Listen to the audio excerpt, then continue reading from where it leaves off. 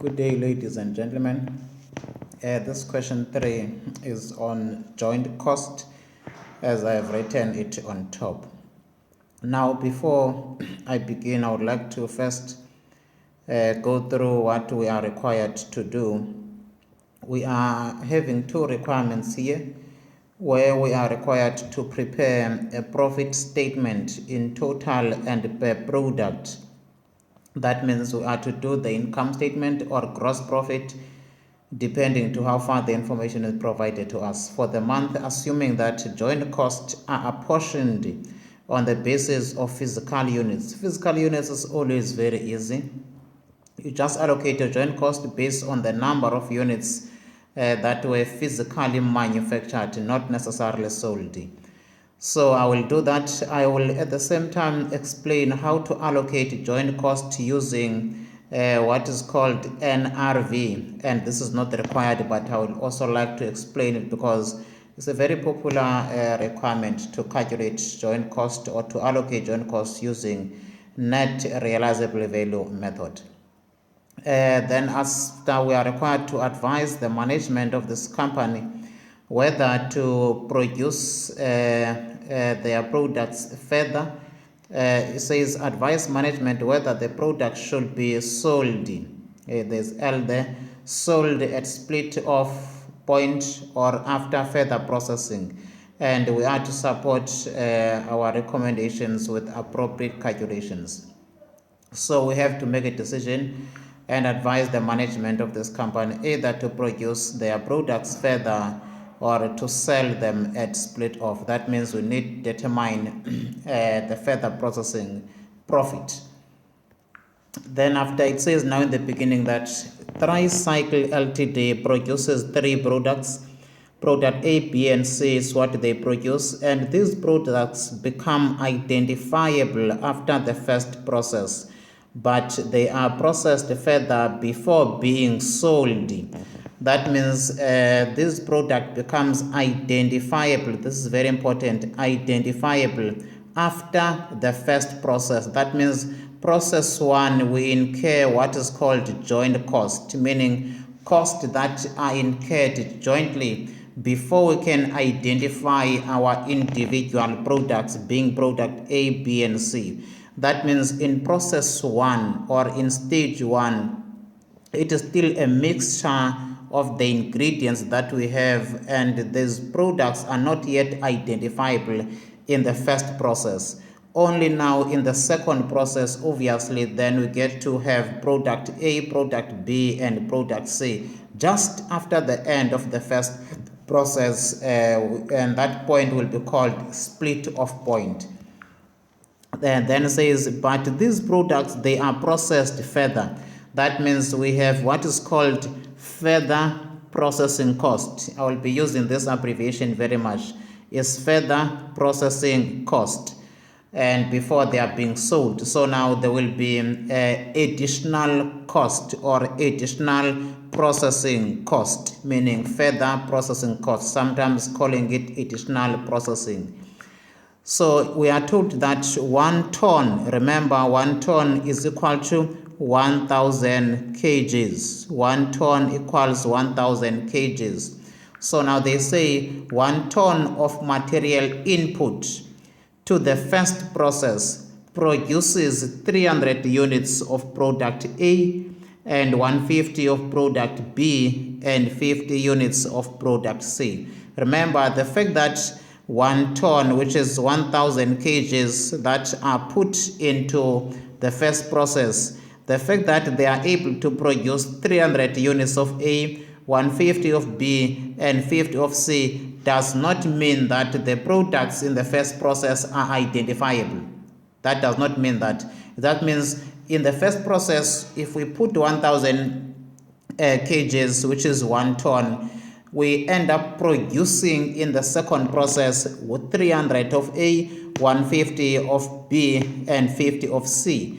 So now the more number of tons we put in the first process, the more units will be produced for product A, B, and for product C. And this sentence is very important because we'll have to now be able to calculate the number of units that are produced based on the number of tons that will be introduced, of which we know that 1 ton will produce 300 of product A. Let us say now the company introduces 5 tons in process 1. If it's 5 tons, we have to say 5 tons times by 300, and this will be 5 times 3, it will be 1,500 units of product A. Meaning if it's the same 5 ton, it will be 5 ton again times by 150 in order for us to get the units of product B. It will be 150 times by the number of tons that are introduced in the first process. And again, for the third product, if you want to know how many units are manufactured, if 5 tons were introduced, it will be 5 times by 50. Then this will give us the number of units that will be manufactured in the case when 5 tons are introduced in the first process. This is just my own example so that we understand what does this sentence means. Now let me continue further with that. It says monthly costs and selling prices are or at a normal capacity level of 30 tons input are as follows. So now these are the costs that have been incurred in the case when 30 tons of input are incurred or have been introduced in the first process. So we are given all these costs, and it says first process we have fixed costs. Remember, fixed costs, they remain unchanged, they are constant. These costs, they don't change despite the level of production. It doesn't matter how many units we manufacture.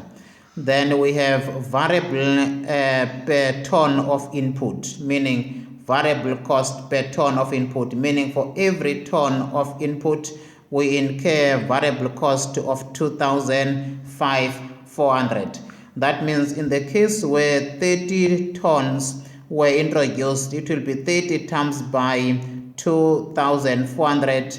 This will tell us how much will be the total of the variable cost that will be incurred. So now this will be 72,000 rands as a total of the variable cost that will be incurred when 30 tons are introduced in the first process. So please be mindful of that. This is variable cost per ton of input, meaning per 1 ton. The minute you put 1 ton, then we incur variable cost of 2,400 for every 1,000 kgs of material. Remember, 1 ton is equal to 1,000 kgs of material. That means for every 1,000 kgs of material which produces 300 units of A, which produces 150 units of B and 50 of C, that 1,000 we incur a total of variable cost per ton of 2,400. Hence now we can say 2,400 times this by the number of tons that were introduced, which in this case is a total of 30 tons. Then after we are given additional processing cost, we have the fixed one and we have the variable one. And I want to go back again to the previous information. It says variable. Remember, variable cost per unit are constant. Variable cost per unit are constant. That means they don't change. So this variable cost is 2,400 when 30,000 tons have been introduced. If the company can use 40 tons, which is 40,000 kgs, the variable cost will still remain the same as 2,400. Why? Because variable cost per unit are constant, meaning they are fixed.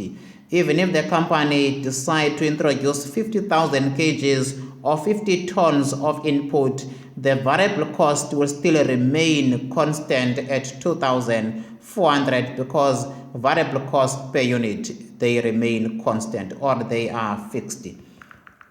And I want to leave it there, but they're not necessarily fixed, but they are fixed. Then now it does not mean they don't change, but let us leave it there and say they are fixed or they are constant. Now that means the 2,400 remains 2,400 when 30 tons have been introduced, when 40 tons have been introduced, when 70 tons have been introduced, so the variable cost remains the same. And again, fixed cost remain the same in total. So they don't change because of the level of activity. So both of these costs, they are fixed. I hope you understand me. Both of these costs, they are fixed. Because fixed cost in total, they are fixed. That means they don't change because of the level of activity. That means it doesn't matter if we have 40 tons that we introduce, fixed cost in total will remain 10,000. It doesn't matter if we introduce 50 tons, fixed cost in total will remain 10,000.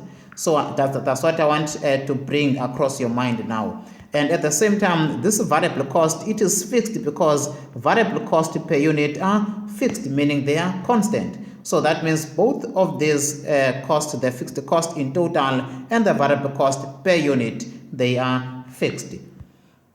Then now we continue to the next one. It says additional processing. Product A, B, and C is what we are provided. Fixed is 12,000. Remember, fixed cost remain constant despite the level of activity, meaning regardless of the number of units that we manufacture or the number of input that we introduce in the first process, we will still incur the 12,000 for product A, 7,000 for product B, and 1,000 for product C. Even if we introduce 40 tons or 40,000 kgs, or we introduce 50 tons of 50,000 kgs, we will still incur the same total fixed cost because fixed costs in total remain the same. They don't change.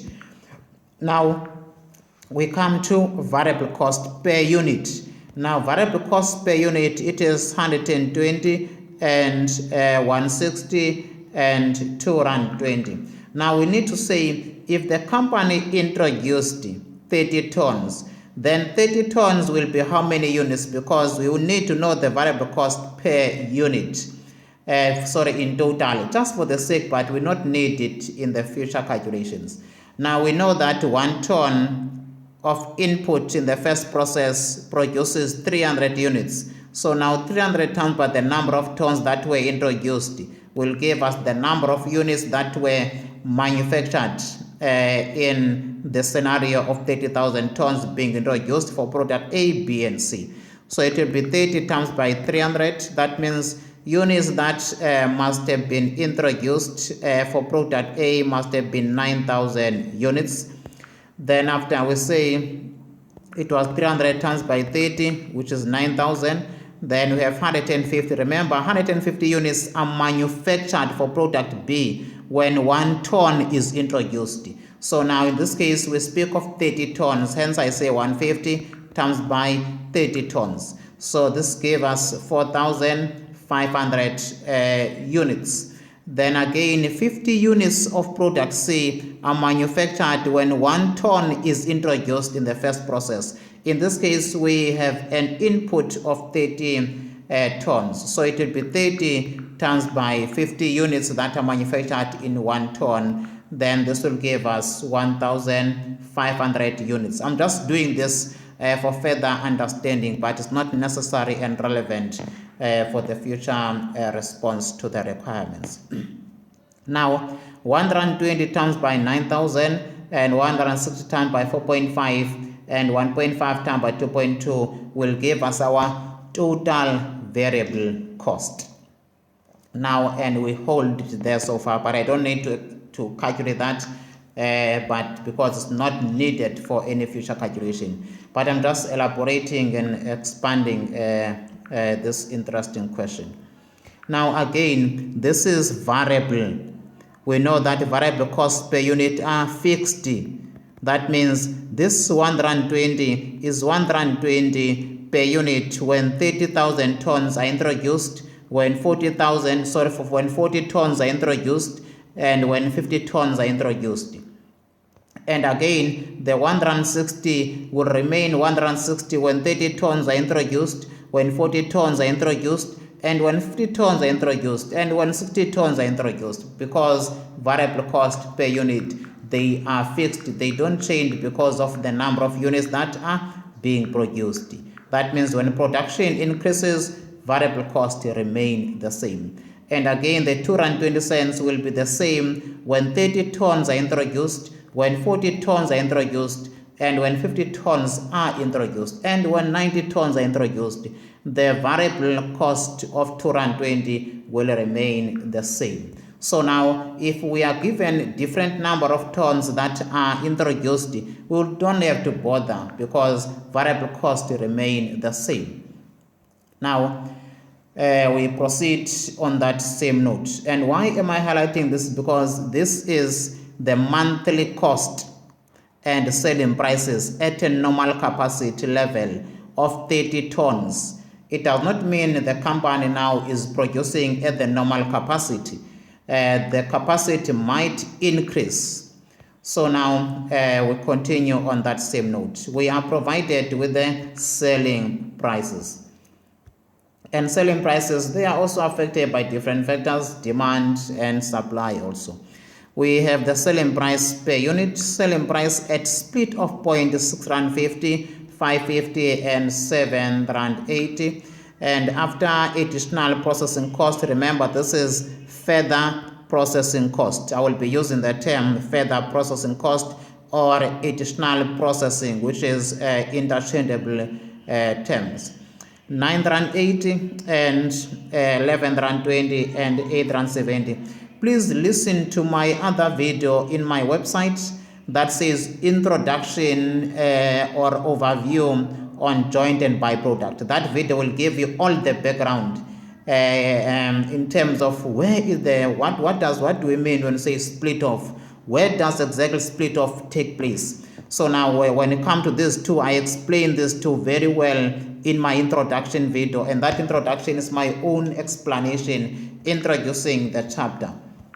And that one is in the website called unlockaccounting.co.za. But I'm not there now advertising the website. Let us continue with this question. But very important to listen to that introduction because other dimensions have been well explained and unpacked and simplified for ease of understanding. It says now, if a decision was taken to sell any one of the products at split off point, the additional fixed cost for that product will be saved. Why will that be saved? Obviously, it has to be saved because we have fixed additional processing cost. That means if we decide to produce our product further, we incur further cost, in other words, and these are the further cost. We have further costs that are fixed, but they are saying now the minute we sell our product at split off point, then we don't incur the further processing cost. The fixed cost will be saved. So that means there will be saving if we decide to sell our product at split off without having to process them further. Then let us continue further. Very important also the sentence to highlight or underline. It says during November. Now that means the information that was provided must have been for the previous month. Which previous month? This month must have been October, obviously. Or the previous information must have been for the month of October, wherever October will begin. Or the previous period where the normal capacity was produced.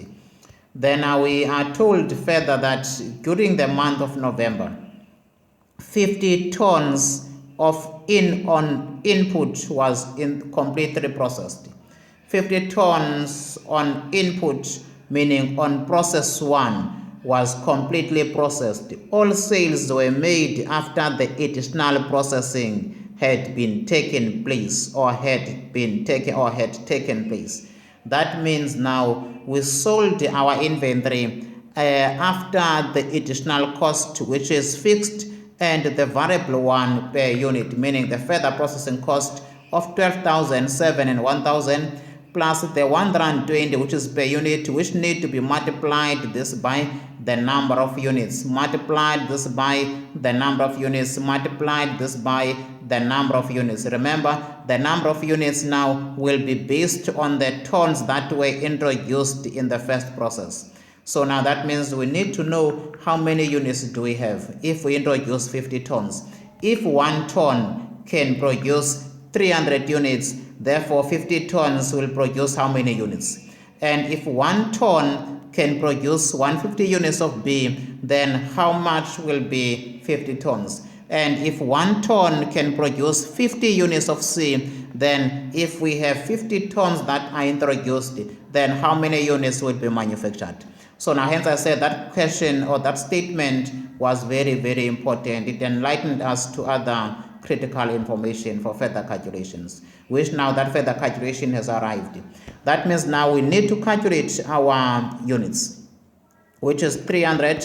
Remember, 300 units of product A are manufactured only with 1 ton. Now we have introduced how many tons? 50 tons. Therefore, now we multiply this by 50 tons. It gives us 15,000 units. That means the company for product A will produce 15,000 units. I'll just put U indicating units.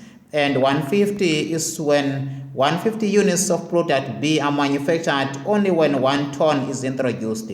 Now we have introduced 50 tons times by 50, then this gives us 7,500 units that will be manufactured when 50 ton of input was introduced and processed completely. And 50 by 50 will give us 2,500 units that would have been produced in the case of the third product, because 50 units are manufactured for product C only when 1 ton of material input is processed. Now we have processed 50 input of ton. Then after now, we know how many units will be manufactured for product A, B, and product C. Then now we know that we have to say 1.2 times by this, 1.60, and this times by this, in order for us to get to the total variable cost. Then now we continue further, and we are told that all the sales were made after the additional processing had been taken place or had taken place. That means further processing cost must be accounted for. At the end of the month, a stock count took place, the results of which were as follows. We had this number of units that were left: 600 units, 300 units, and 100 units of product C. Now, if we produced, remember we produced 15,000 of product A, we produced 7,500 of product B, and we produced 2,500 of product C. Now, if we say production minus closing, it will give us the number of units that were sold. That means 15,000 minus 600, we will then know how many units were sold. Units that were sold will be 14,400 units for product A, and 7,500 minus 300. That means you would have sold a total of 7,200 units of product B, and 2,500 minus 100. That means we would have sold a total of 2,400 units of product C. So these are the units that will be sold. Don't worry about the fact that I'm deducting the small one from the big one. So the sign still remains positive.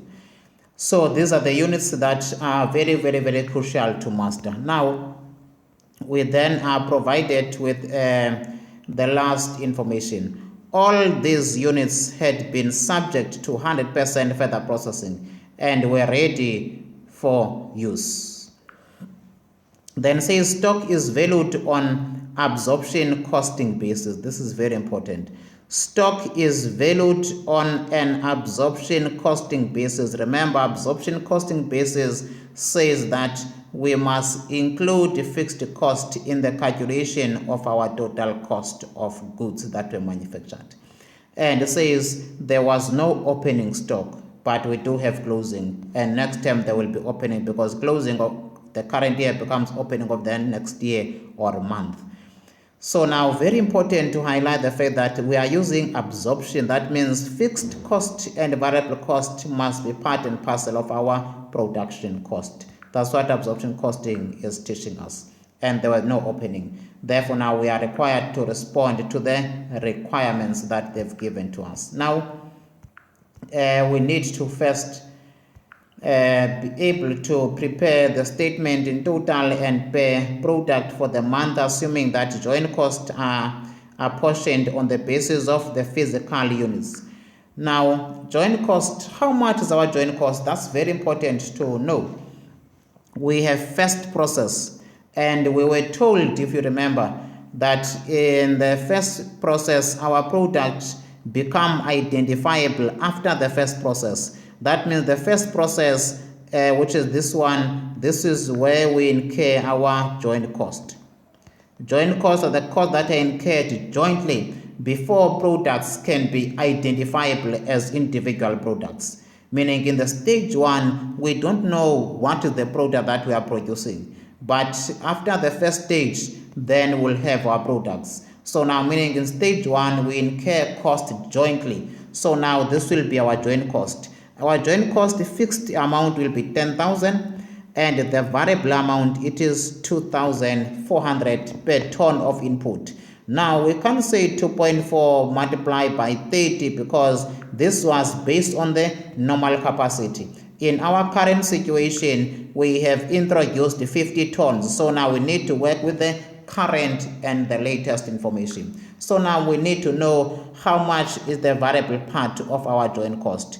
2,400 times by 50 will give us 120,000.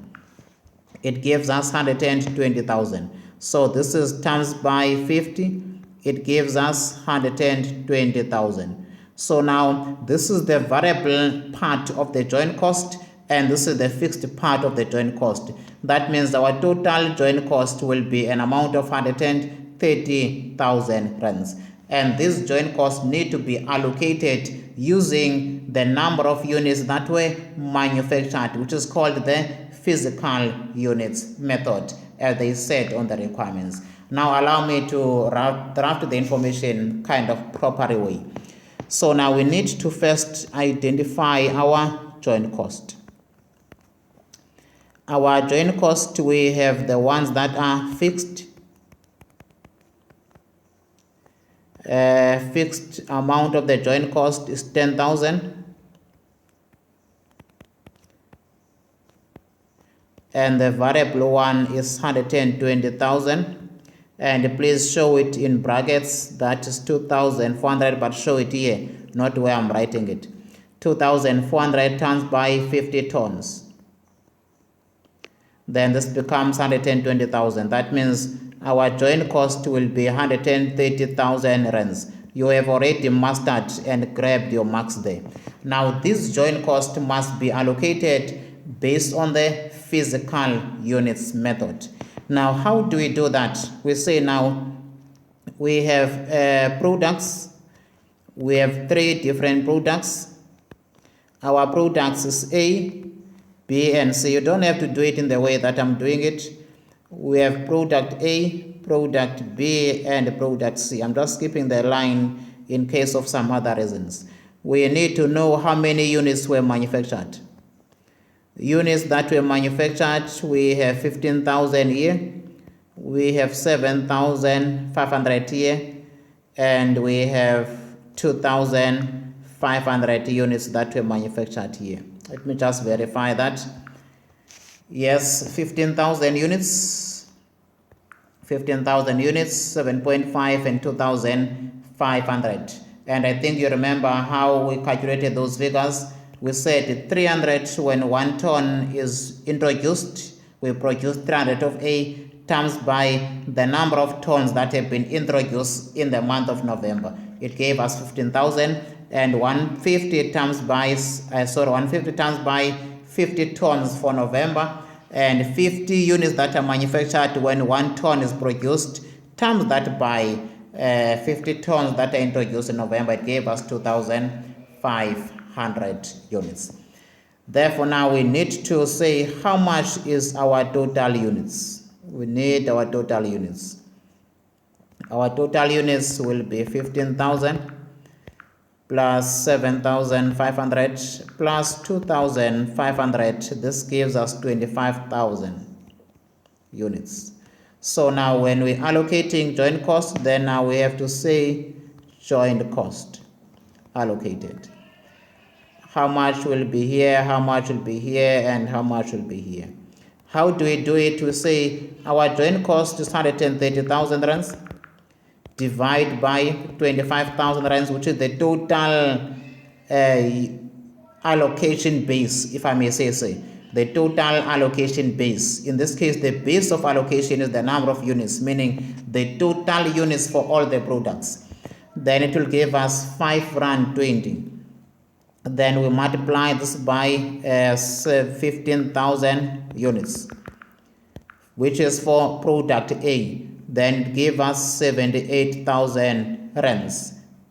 Then again 5 rand 20 remain the same, guys. If you want to prove it, you can say 130,000 divide by 25,000, you'll get the same 5 rand 20 times by 7,500 units for product B, which is 39,000 rands. Then 5 rand 20 times by 2,500 is giving us 13,000 rands. Then just for verification's sake, or for the sake of verifying, make sure that this is 130,000 rands.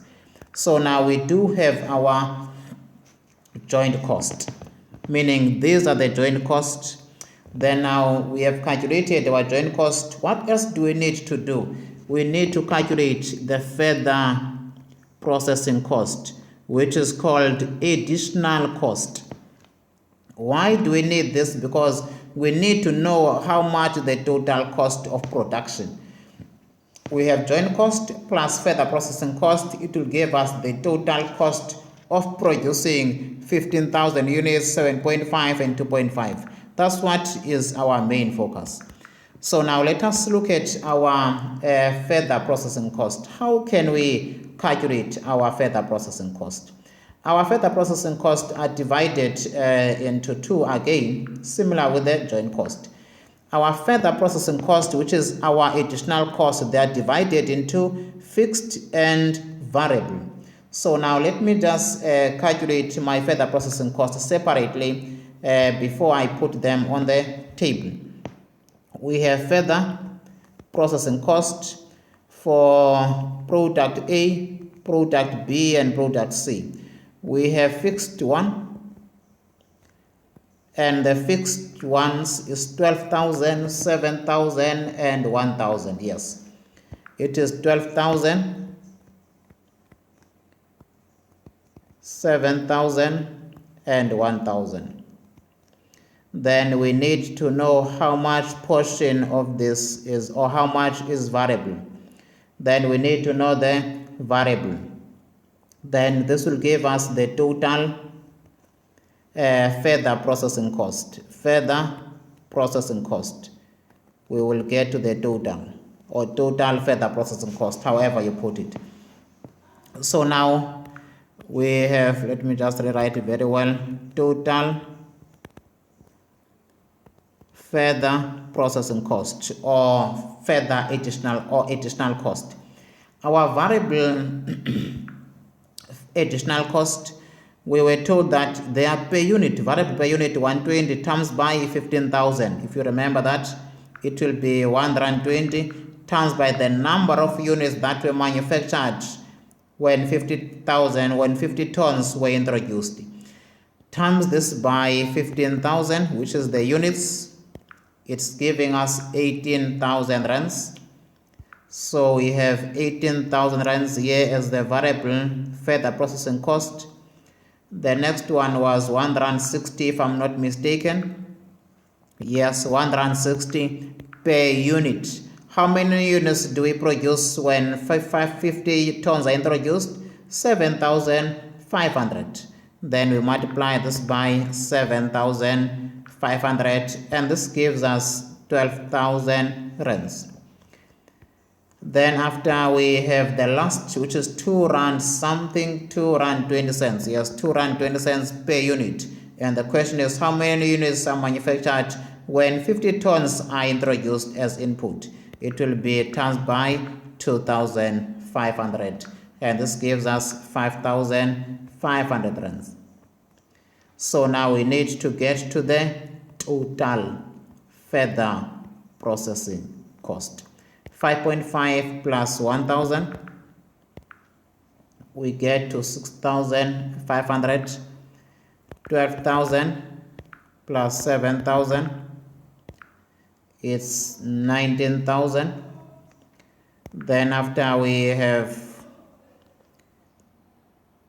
12,000 plus 18,000, it is 30,000 rands.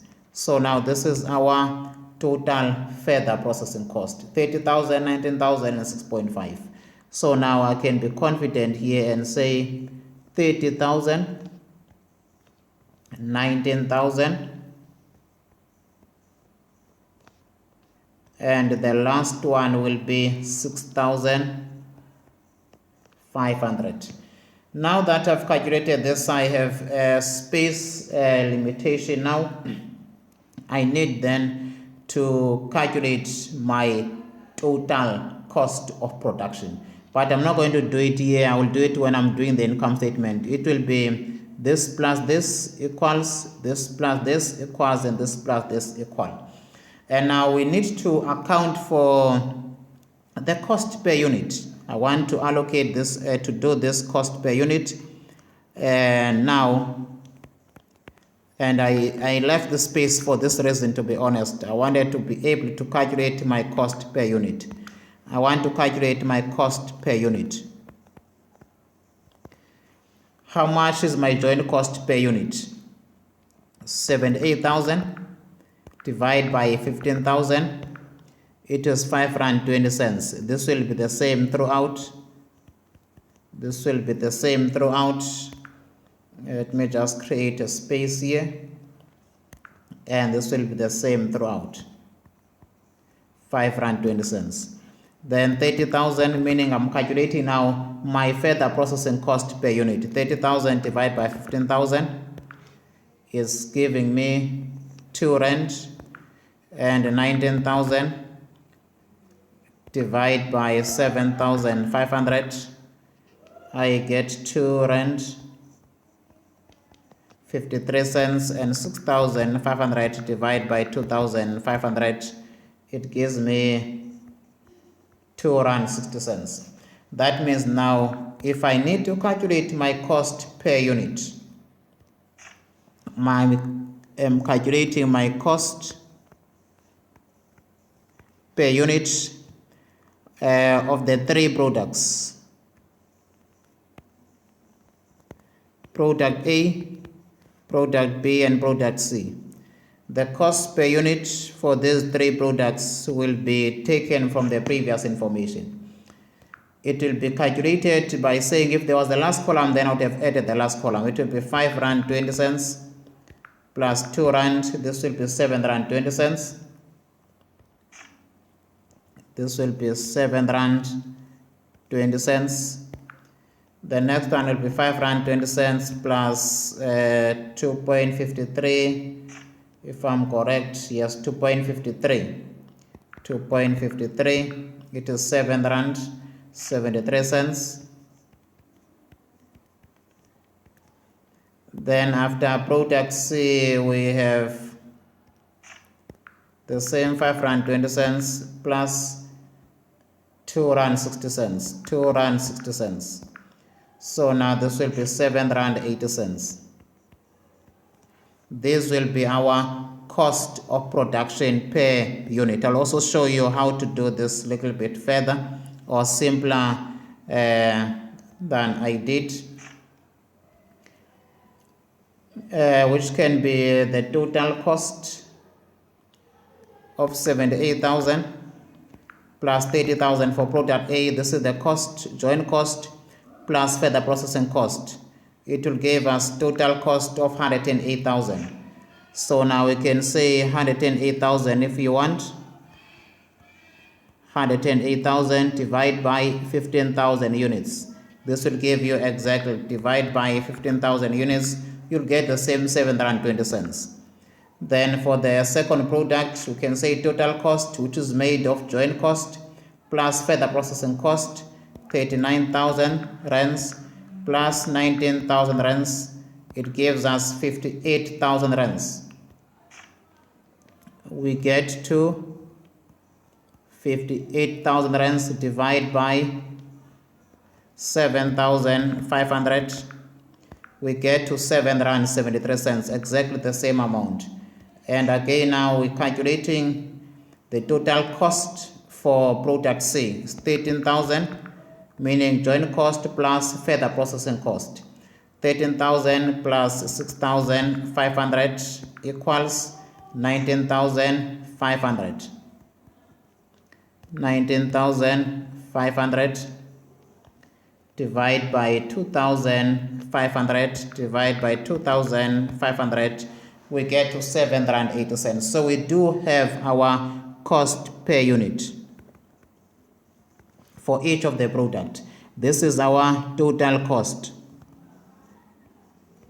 Total cost divided by units produced. So that's what we have just done. Total cost divided by units produced equals our cost per unit.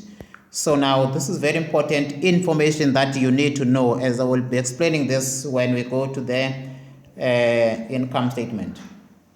And I think now I have covered all that I needed to cover. I've allocated my joint cost using the physical method. I have calculated my further processing cost, which is here is my total further processing cost, and I took the total column and I transferred it in here. Therefore now the last column that I said is needed is the column of the total cost. Of which the total cost is made of joint cost plus further processing cost, and I've shown you that here when I was calculating or verifying my cost per unit. Now we go to the information now that we need to take into cognizance in response now to the question. We have calculated how many units were sold. The requirement was to prepare the profit statement in total and per product for the month, assuming that the joint costs are apportioned on the basis of the physical units. And they said stock is valued on absorption basis. And we know that we have proven in our calculation that we have included fixed cost in calculating our cost of production. We have included our fixed cost in calculating the cost of production. How so? Because our joint cost of 130,000, they have fixed portion and the variable portion. And again, meaning the amounts of 78,000, 39,000, and 13,000, they include the 10,000 among others. So the 10,000 is divided there in the three costs. And again, our further processing cost, let me just eliminate this rounding. Our further processing cost include fixed and variable cost. And I think we can testify on that while I'm still erasing here. We can testify that our further processing cost include both fixed and variable. And why am I highlighting this? Because the absorption costing says that we must take into account both fixed and variable cost in the calculation of cost of production. So now that means when we now end up calculating our cost per unit, and our cost per unit are these amounts, then now we are very confident that the fixed costs are included here in the 720 cents. The fixed costs are included. So now that means we will be doing our income statement according to the instruction that we are instructed to do, because the company is using absorption income statement. Now our absorption basis. We are to prepare the profit statement and per product for the month, assuming that joint costs have been apportioned on the basis of the physical units. We know that the profit statement says sales. We know that. and it will be sales for product A, sales for product B, and sales for product C. Let me check per product for the month, or in total and per product. In total and per product. So now we need to have our sales for each of the products, and we need to say how many units were sold. How many units were sold? In the first product, we sold a total of 14,400 units, if you remember there. And we can, very important to master marks, have to say units sold. Very important to say that units sold. We did not have opening, we had production. Production for product A, product B, and product C. We produced a total of 15,000. We produced a total of 7.5, and we produced 2.5. Less closing. Closing, we have 600, we have 300, and we have 1,000, which gave us units sold of 14,400. Just verify that. Yes, 14,400, 7,200, 7,200, and 2,400 units. And 2,400 units were sold. So this will be units sold. Very important to show this because you might not know where the marks might be allocated. So grab as many marks as you can. Show all the workings. Everything that I'm saying, and I'm not writing or I'm drafting it in the question, please make sure that you tape it somewhere. So we sold 14,400 for product A, and we're told that all the units are sold after they are further processed. Then we need to know the selling price after additional processing.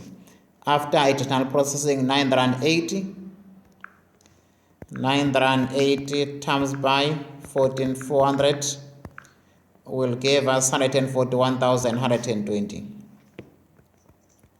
141,120. Then we look for the other selling price after further processing, 11.20 cents times by 7,200, 80,640. We have 80,640, and for the last product, the selling price is 8.70. It is 8.70 times by 2,400, 20,880. We have 20,880. Now after this, we need to calculate what we call cost of sales. We need to calculate our cost of sales. Then we say less cost of sales. Now under opening, there is no opening inventory. We leave it at 0. There might be mark for that. Then under production, our production is made of two things: joint cost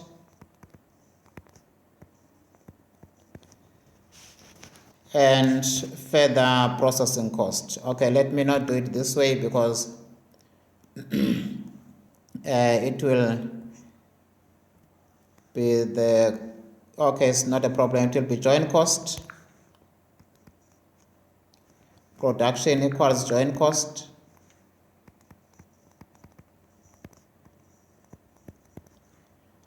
And further processing cost. This is the abbreviation that you must not use. My joint cost in my joint cost in total were calculated to be for product A, joint cost. Product A 78,000 were our joint cost. So we have 78,000 and further processing cost for product A we had 30,000. We had 30,000. Product B, our joint costs were 39,000. Here's under joint cost 39,000. 39,000 for product B, and further processing costs amounted to 19,000 for product B. For product C, we had joint costs of 13,000 and 6.5 further processing cost. We had 13,000 and 6,500. Then after we need to say less closing. Our production is made of joint cost. This was 108,000.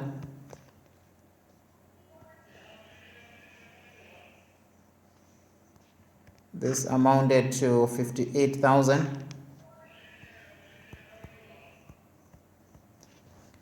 And this amounted to an amount that I will be checking it now, 19,500. So we have our production cost, then we need to say less closing. Less closing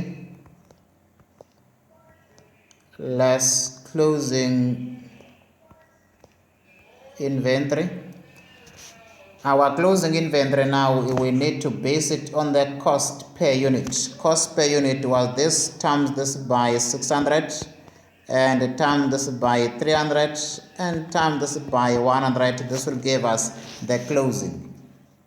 We do have our closing there in units, the 300, and we are multiplying the closing inventory by the cost of production. That means 600 times by 720 cents. 600 times by 720 cents, it gives us 4,320, and 300 times by 7 rand 73 cents, we get 2,319. We get 2,319. Last one is 780 cents. Multiply this by the closing of 1,000, not 1,000, 100. It's not 1,000, it is 100. I want to check from the question. It's 100, not 1,000. Yes, 100, not 1,000. So just erase there. Let's change the color so that you see there is 100. I am sure you have identified that one. Times by 100, 780 times by 100, it gave us 780. So now this will be our closing. At the same time, guys, if you want, you can use a shortcut approach, which depending to the marks, you can just say units that were sold, which is 14,400, times by production cost per unit 7 rand 20 cents. It will give you 103,000, and this will be very straightforward. Your cost of sales would just be a straightforward amount, 103,680. Then the second one, 7.73 times by units that were sold, and units that were sold was 7,200 for product B. 7,200 for product B. This will give you 55,000. 656 without having to do all this long calculation. And the third one will be 780 times by 2,400 units that were sold. Then it will give us the cost of what was sold, 18,720. Now let me verify with my calculations if all figures are correct. In my case, we say 108,000 minus 4,320. We get to how much? 103,680. Same thing, which you could have said the cost per unit. Take note, cost per unit multiplied by the unit that was sold. It will give you the cost of what was sold, which is 720 cents times by 14,400. That is 103,680. But I don't know now how the lecture will mark. So it's very important also to be mindful of the marking approach. But at the end of the day, your cost of sales will be the same amount. Because these amounts, remember, you have already done the working. So don't have to be repeating the same thing, to be honest. You can just show somewhere in brackets that it is 720 cents times by 14,400 and goes there. Another one, 773 times by 7,200. So that will be giving you straightforward your cost of sales or the cost of goods that were sold. Remember the cost per unit this, and if you sold this number of units, therefore the total will be the cost of what you have sold. Now have that at the back of your mind. You might need it sometimes just to verify your figures if you have calculated correctly. Now we have calculated the cost of sales, then we need to calculate now the gross profit. 103,680 minus 141,120. We get to the gross profit that was required, 37,440. The company is making a profit. Gross profit. Then next one we have 80,640 minus 55,656. We get to 24,984. Again, the company is still making profit on gross, which is gross profit. Last one, it is 20,880 minus 18,720. How much are we getting as profit? Still making gross profit 21,000 or 2,160.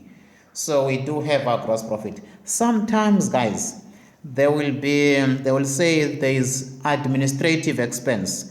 So if you have administrative expense, you have to say less administrative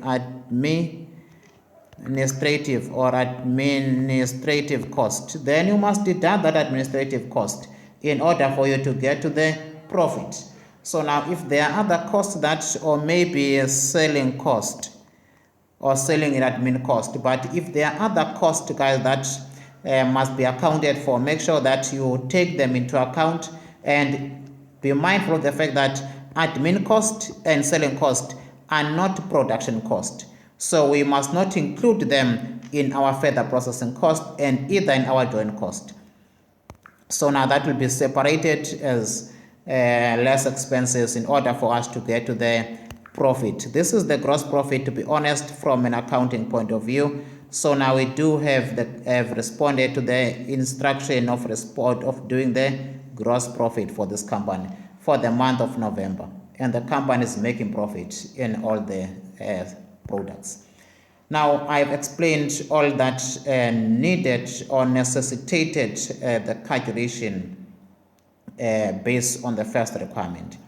Now let us go to the second requirement. Remember, I've not forgotten the fact that I will show you how to allocate joint costs using net realizable value method. I just want to complete now the requirement, then after I do the added information on the added knowledge that I want to bring across.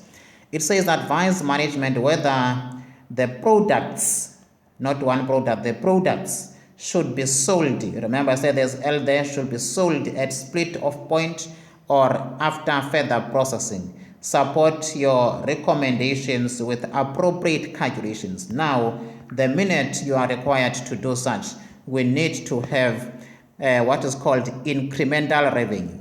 Product A, product B, and product C. We have incremental revenue. Incremental revenue. We call it incremental revenue. Incremental income. Let me say revenue. That is a very lovely term.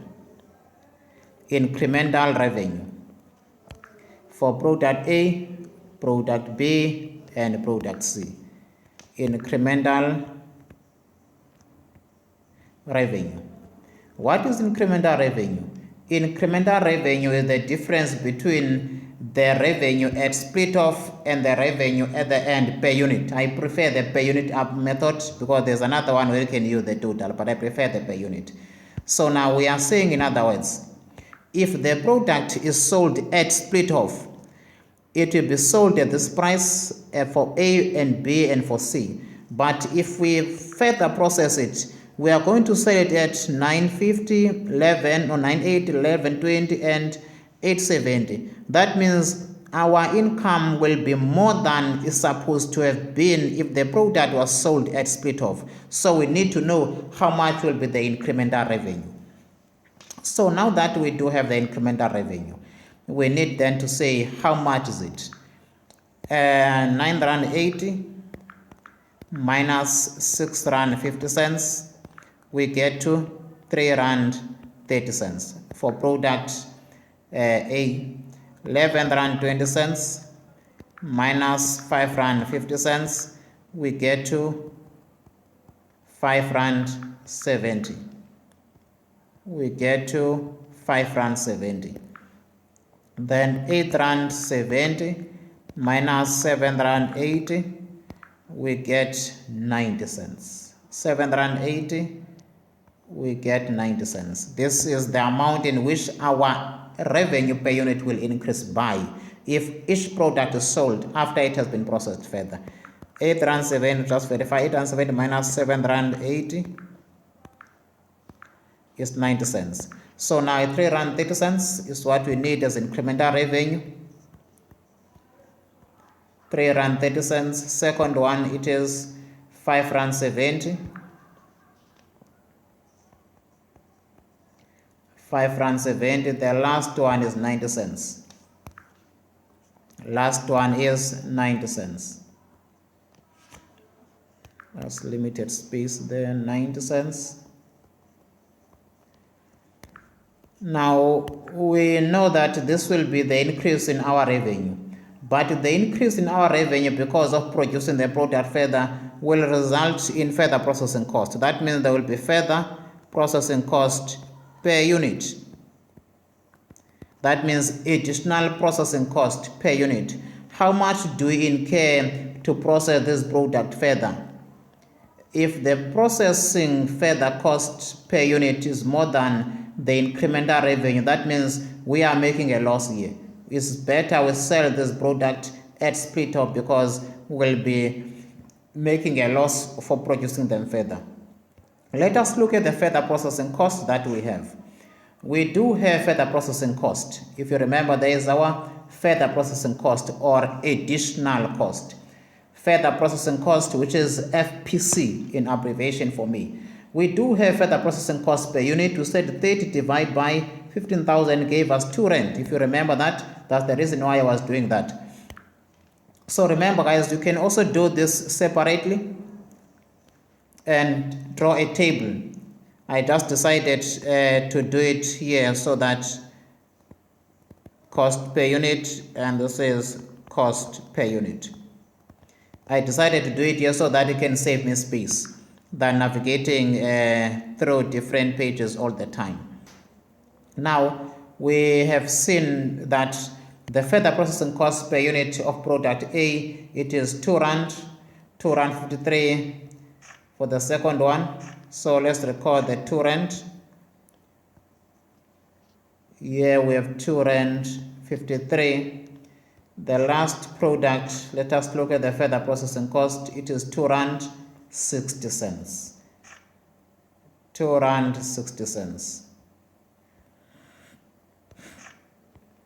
2 rand 60 cents. For the third one, it should not be processed further. We can see that the company will be making a loss. So now we have to say 3 rand 30 cents minus 2.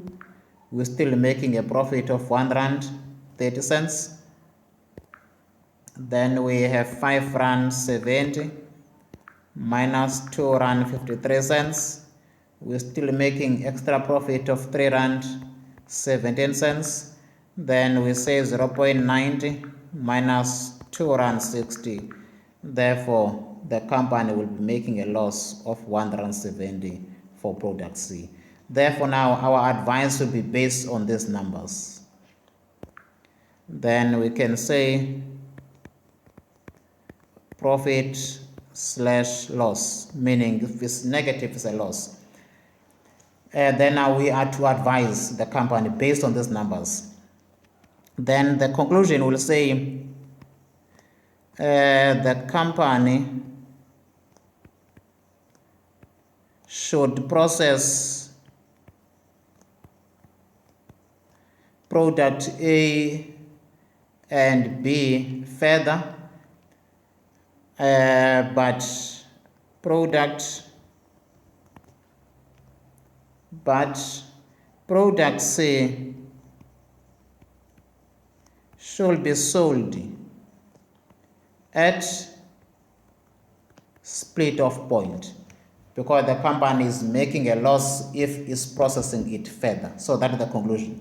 Product A and B should be processed further and sold after further processing or after additional processing, but product C should be sold at split off. So that is the conclusion and the recommendation that you bring across. Why are you saying so? Because further processing the product makes profit extra, and further processing this product makes extra revenue, but further processing this one and selling it after further processing or after additional cost, then the company is making a loss. Therefore, product C should be sold at split off, but product A and product B should be processed further and be sold after it has been processed further. Now, closing in less than 5-10 minutes, I'll be done.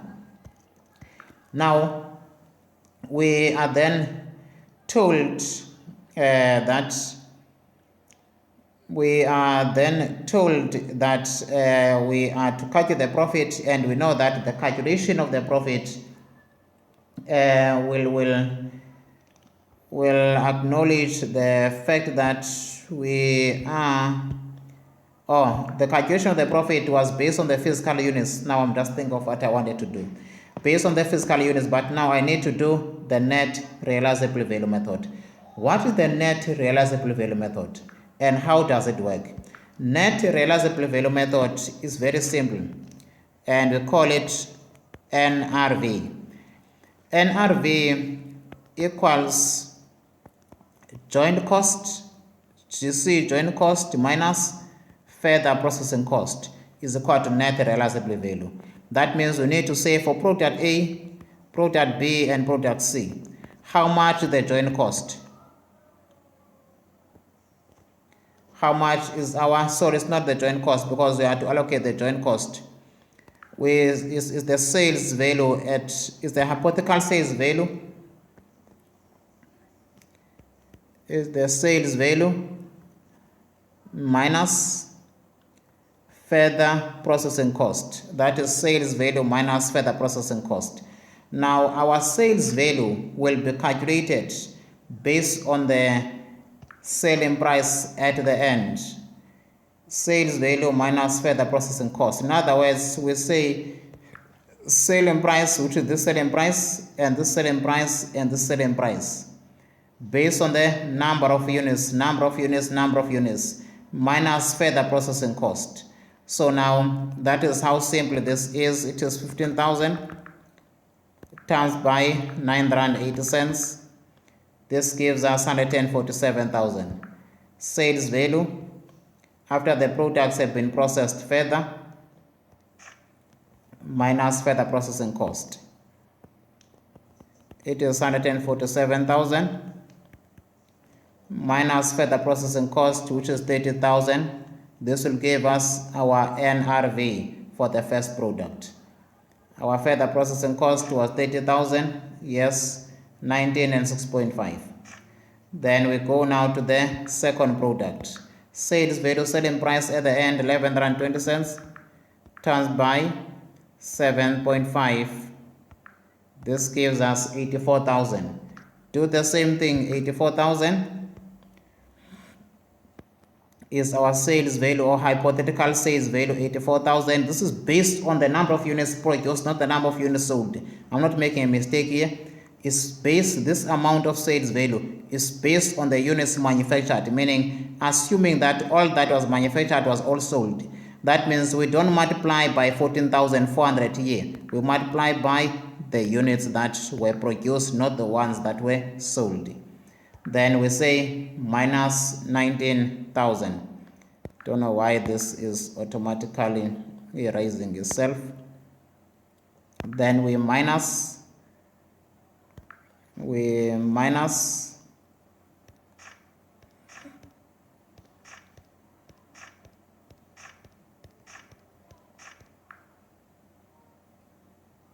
just checking where were we. This is where we are. We minus 19,000 rands, minus 19,000 rands. So this will give us net realizable value. The last one,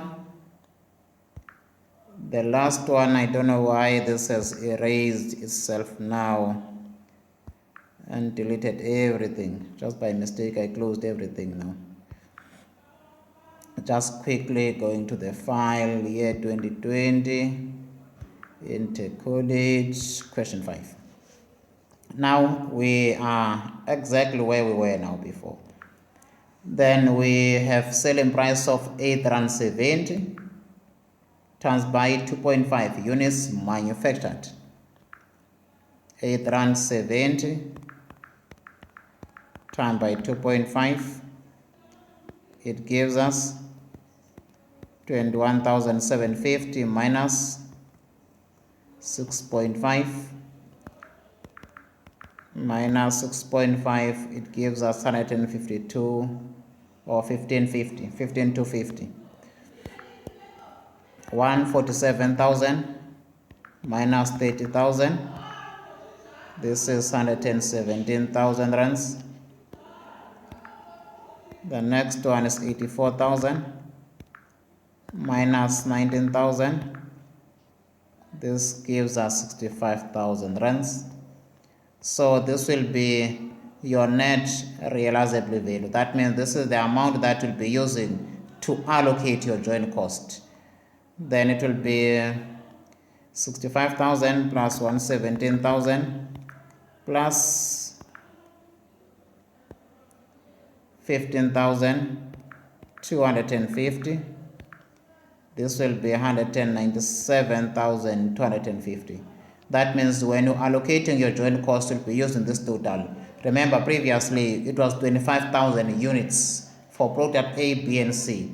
But now you'll be using this amount to say that 130,000 of the joint cost divide by 197,250. Then you multiply by that product, whatever you get secondly, you multiply by this, then after you be allocating your joint cost using the net realizable value method. That means this figure will change, and this figure will change, and this figure will change if you were to use net realizable value in the scenario that I've provided. But further processing cost will not be affected, and the further processing cost per unit and this per unit will remain the same, but at the end of the day this will be the same figures. Thank you guys very much. God be with you. Don't forget to subscribe to www.unlockaccounting.co.za to get lots of material that explain above and beyond what you can imagine. Thank you. God be with you.